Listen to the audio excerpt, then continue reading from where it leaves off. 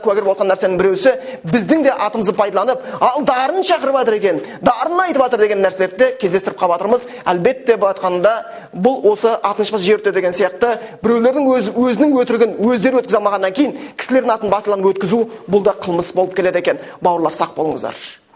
Сақ болыңыздар, ол нәрсеге бармаңыздар. Ол үлкен зиян әкеледі. Аллах Тағаланың беріп тұрған нығметін түсінейік, білейік. Сол үшін бұл жерде жаңағы Аллахтың құлшылығы істеп жатқаннан кейін оған шүкірлік ете білейік. Одан кейін және бір тақырыпты айта кеткім келеді, ол мына такфир тақырыбы. Бұл да қатты белең алып кетті. Білетіні де, білмейтіні де осы тақырыпқа кіріп кеткен. Бұл маңызды тақырып емес, керек те тақырып емес еді. Біз тіпті өзіміз үлкен ғалымдар арасында болған кезде осы намаз оқыманға ентірейтін болсақ, намаз оқитын адам кәпір ме, кәпір емес пе деген. Оны кеше намаз бастағанда бір апта болғанына адамды айтып жүр, оны намаз бастағанда бір жыл болған адамды айтып жүр, оны білімі бар да, білімі жоқ та, жасы да үлкенді айтып жүр. Көбінесе жастар арасында келіседі. Осындай келіп, осындай намаз оқымаған адам кәпір деп бірден белшесінен баса салу деген нәрсе жиі кездесіп кеткен. Біз осы тақырыптарда үлкен ғалымдардың өзіне бардық. Әлі күнге дейін тірі Шейх Фаузанға барған кезде біз Қазақстан деген елміз, біз осындаймыз, біздің жағдайымызға біз айтыңызшы, біз дін таратып жатырмыз, намаз оқымаған адам туралы бір нүктелі бір сөз айтыңызшы, кәпір ме, кәпір емес дегенде ол кісі қайран қалып, утруку ла таштағилу, немен айналысасыңдар, тастаңдар ол тірлікті, айналыспаңдар дейді да. Шынымен де қарасақ, бізге Құдай Тағала бұйырды ғой. Құранмен келетқан жол бар, пайғамбардан қалған сүннет бар. Пайғамбар Мұхаммед Мұстафа саллаллаху алейхи вассалам өзінің сахабаларын бір жерге уағызға жіберген кезде айтатыны Муаз ибн Джабалға жіберген сияқты: "Фалиякун аувал ма тад'ухум илайхи шахадату алла илаха иллаллах." Сенің ең бірінші шақыратың уағызың бір Аллахтан өзге сыйынуға лайықты тәңір жоқ деген уағыздар болсын деген нәрсені үйретіп жатқан деп бұйырған болатын. Ал бізде келеміз бірінші нәрсе сонау бір түйенің өркешіне шығып кеткендей боламыз. Барып келіп жихад дегіміз келеді. Мына жақта адамдар ширк жасап, палшылық, болмаса сондай басқа бір күнәлар белене атқан кезде осыған өткіміз келіп қалады екен. Соның біреусі қажет болмаса такфирге шығар үкімі. Бір нәрсені білейік. Осы жерде бұл ілім бірінші айтатын, бірінші насихатым: бауырлар, жастар, айналыспаңыздар бұл тақырыппенен. Екіншіден, ақыл бұл қозғалды ма, онда біз ақиқатты айтуға тиістіміз. Ол нәрсені намаз оқымаған жалпы күфірлік па, күфір емес пе деген ғалымдар арасында бірінші талас мәселе. Бұл жалпы тақырыпта. Намаз оқымаса оны күфір деп айтамыз, намаз оқымаса оны пасықтық деп айтамыз деген болған. Жүмһүр көпшілік пасықтық деп айтты. Бұл бір. Енді жеке адамға келген кезде, жоғарыдағы жалпы үкімге айтқан кезде намаз оқымаған кәпір, күфірлік па, күфір емес дегенде талас бар. Бірақ жеке адамның кезінде әхлі сүнна жамааттың арасында талас жоқ. Олар оған үкім шығаратын кезде міндетті түрде одағы шарттардың орындалуы менен кедергі мен күдіктердің кетуіне қатты маңыз беретін болған. Оған ғалым, оған қазы адам үкім шығаратын болған. Кез келген адам аузына келіп, бұны айта беріп, анау кәфір, мынау кәфір деп айта салатын нәрсе емес. Бұған өте қатты көңіл бөлуіміз керек. Біріншіден, оған иқаматул худжа дейді. Оған батқан дәлелдің жетуі керек. Ал Қазақстан жеріне дәлел жетіп қойды ма, жетіп қоймады ма? Біз сол қазақ халқының арасында жүрміз. Аллахтың қалауы шығар. Бұл да Аллахтың міндет шығар. Шынымен де біз жай ғана өздеріңіз сияқты бір жай ғана пендеміз. Бірақ елдің арасында осы Аллахтың сөзінде жетісінде жүрген кезде ауылда да болдық, қалада да болдық, дарамен де болдық, басқасымен де болдық, қарамен де болдық. Бұлатқанда алдында мал бар, мал жоқпен бәрімен де болдық. Бауырлар, шын діннің бейнесі әлі көрсетіліп бітпеген, әлі дәлелдер орнатылып жетпеген, әлі қазақ баласы, қазақ даласында жүрген қазақ баласы намаздың күфірлігі былай тұрсын, парыз екендігін білмейтіндер көп. Олар намаз оқу сауапты, намаз оққан адам үлкен сауапқа жетеді, намаз оқымасаң да мұсылман болып жүре береді деген ұғымдар бар. Бұл анық ұғымдар, ойдан ұғымдар емес. Нақты дәлелдер. Мысалға болатын болсақ, бір дастарханда отырдық, жасы үлкен бір ағамыз болды. Ол кісі шынымен жаңағы тақырыпта біз ел бір аты жөн атау айып көріп отырмыз. Бірақтан ол кісі шынымен Аллах біз ойлаған артық етін сол ағамызды. Ақылы сондай тұнық болған, сөйлеген сөзі терең болған ағамыз еді, елге қызмет жасаған, елдің қамын ойлап жүрген. Дастархан басында әңгіме қозғалып, әруаққа сыйыну тақырыбы қозғалып кетті. Ол кісі әруаққа ата-бабам сыйынған болады деді.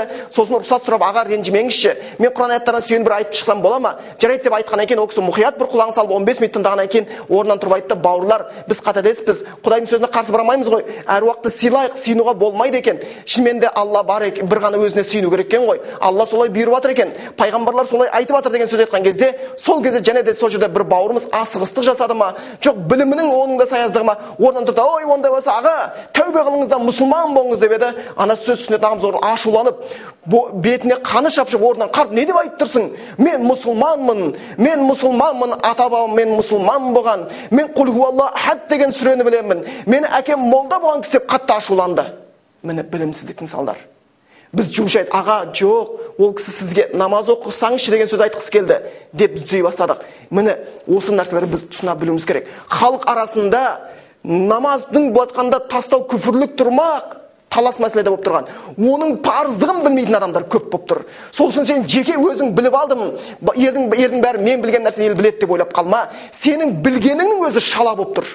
Сенің білгенің өзі шала болып тұрған кезде, онда сен басқаларға о шала тіршілігіңді жамауға ешқандай хақың жоқ болып табылады екен. Сол үшін намаз оқымаған адам кәпір деген екен, бұның артында қандай зардаптар тұр?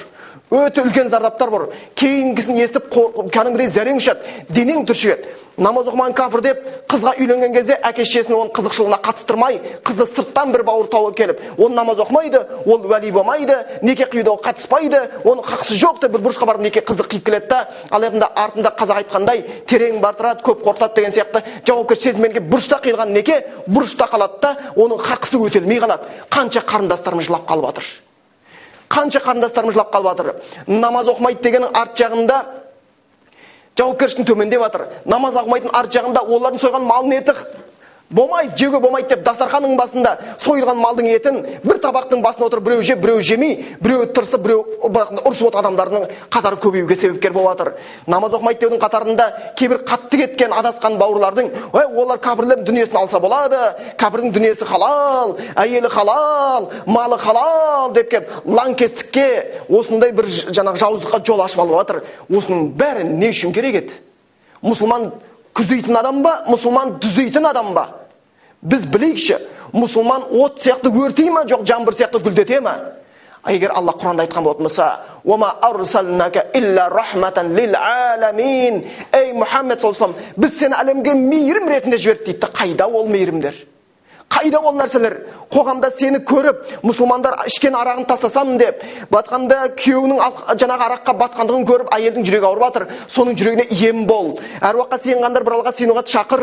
Палшының сонысы алданғандарды қайтар. Зинақорлықтан тый, нашақорлық, маскүнемдік, қанша деген қылмыстар, қыздардың абыройы ашылып, далада киінген жалаңаш күйінде кезіп жатқан кезде, соны етегін созып, батқан кезде соның бар келетін нәрсеге үйретуменен керек жоқ мәселемен біз шайтан азырып қалмасын.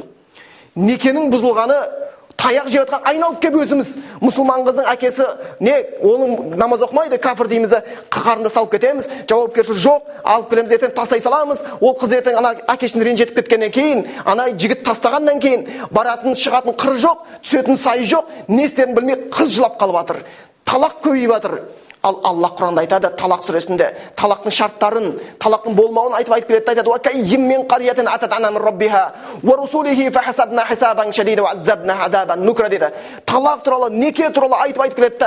Қанша деген қалалық тұрғындар болды, қанша деген елдер болды Аллахқа қарсы шығып, оның елшісіне қарсы шыққан себепті біз олар қатты есепке алдық, оларға қатты азап берді дейді. Кейбір тәпсірде ғалымдар айтады, талаққа қатысты аяттардың арасында тұрғаннан кейін дейді, егер қайсы бір қоғамда, мұсылман қоғамда талақ көбейсе, ол қоғам өспейді, өшеді дейді.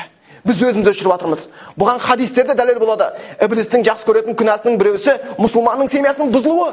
Сен жауап, әкесі қатыспады, шешесі қатыспады, осыдан келдіңде жауапкершілік оңай алған нәрсе оңай құриды. Жаңағы сол үшін осындай қарындастарымыз айтамыз: қарындастарымыз, айналайын, жылап қалмаңыздар, алданып қалмаңыздар.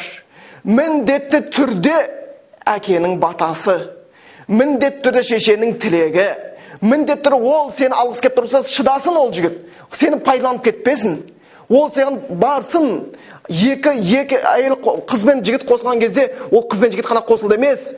Қазақ айтады, былай айтқанда ұл өссе тынысың кебеді, кеңейеді, қыз өссе өрсін кеңейеді дейді. Өрсін ол шариғатқа сәйкес нәрсе. Сол үшін Құран аятында да неке қиғаннан кейін сүннет бойынша қылатын аяттардың бірісі, Ниса сүресінің алғашқы аяттарында, ода туысқанды қарқындас үзден қорқыңдар дейді.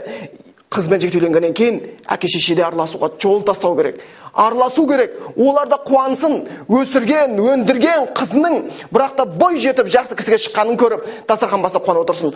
Ұлының өсірген, өндірген ұлының көріп, жақсы келін тапқан алып, ол да қуанып отырсын. Енесі келіннің қолынан шай ішіп қуанып отырсын. Байтқанда қайынжұрт күйеу баласының байтқанда өзінің үйінде қызмет жасағанын көріп, ол да қуанып отырсын қызының жағынан. Байтқанда туысқандарға қуаныш сыйлаудан неге қашамыз? Шайтан азырып кетпесін.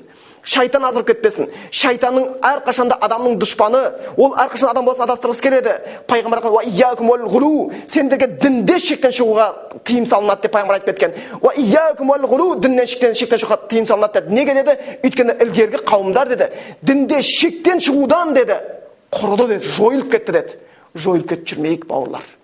Орта тұсты ұстайық, білейік, санасайық, ілімі бар адамдар, тәжірибесі адамдармен, интернет, болмайтын нәрсеге сүйеніп алып, соны ілім екен деп ойлап, өзінің қаттылығыңды бір тақуалық деп ойлап қалып жүрмейік. Жоқ, ол емес тақуалық. Тақуалық міндет түрде ілімге сүйенуге тиісті, ілімге негізделуге тиісті. Ғалымдар айтады, әл-амалу биля илмин джинаятун, ілімсіз амал жасау қылмыс дейді. Қылмыс жасап жүргендерін боққап жүрмейік біздер. Одан кейінгі және де бұл жерде айтып кетейін дегеніміз, намаз оқымаса күфір деген үкім жоқ. Бірінші сөз Шейх Усеймин айтқан сияқты, «Ал-аслу фиман янтасибу лил-ислам бақау исламихи», кімде-кім мен мұсылманмын деп тұрса, мұсылман деген сөзбен бастаймыз. Одан кейін осы жаңағы намаз оқымау күфір үкіміне байланысты біз жоғарыда түсіндіріп айтып кеттік. Оның қаншалықты ілімге сүйену керек, оның дәлелге сол, дәлелсіз болып отқан пікірлер, балалардың өзінше еліктеулері, бірақтан кей кезде мынандай нәрсені біз байқағандай болып тұрмыз. Адам қазақта мынандай мақал бар, келінің бетін кім ашса сол ыстық дейді.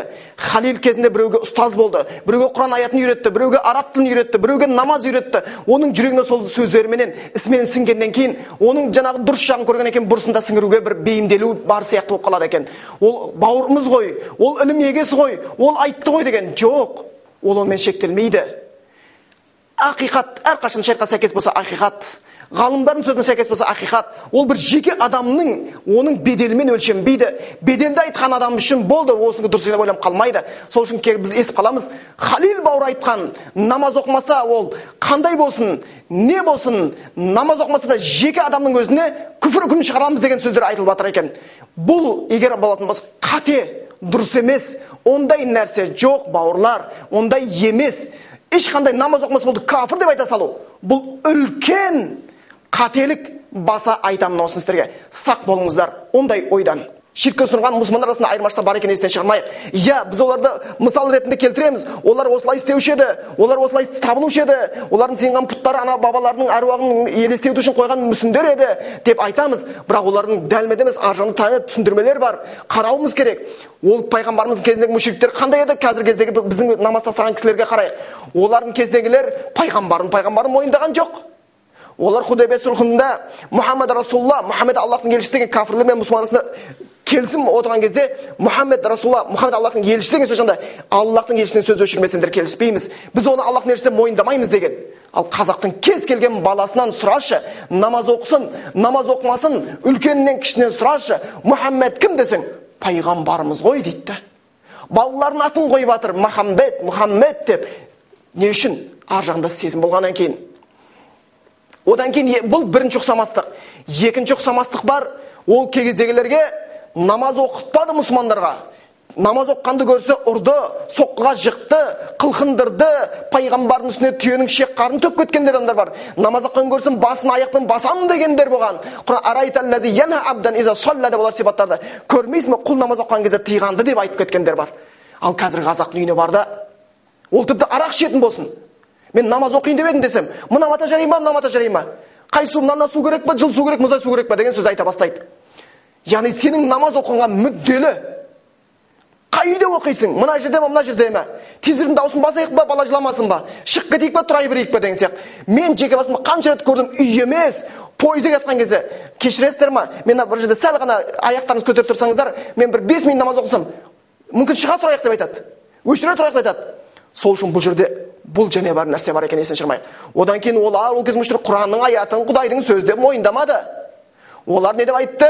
Фақала ин хаза илля сихру юсар. Ин хаза илля қаулул башар. Бұл Құран деген ол Құдайдың сөзі емес. Бұл адамдардың басына ортатын сиқыр. Бұл деген адамның өзінің ойлап тапқан сөзі деген сөз айтқан ол мүшриктер. Ал біздің қазақтың үйінде Құран жоғары жерде тұр, сандықта тұр, ағматада тұр. Құран үйінде мешітке барып Құран оқытып жатыр, үйіне молдан шығарып Құран оқытып жатыр. Содан өлгеніне сауап баратып жатыр, өзіме берекет кіреді деп жатыр. Алақан жай бетін сипап содан бір үміт күтіп отыр.